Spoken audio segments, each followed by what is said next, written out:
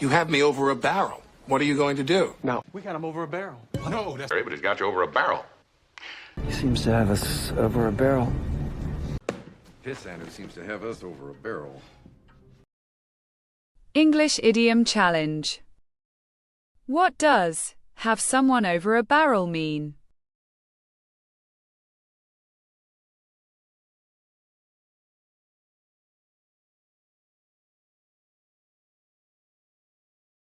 Correct answer is to have complete control over someone with no way for them to escape.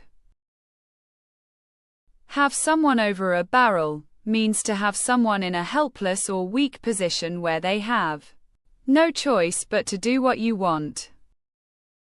Examples. The company had him over a barrel because he couldn't afford to lose his job. She knew he needed the money, so she had him over a barrel during the negotiation. Like and subscribe for more idioms.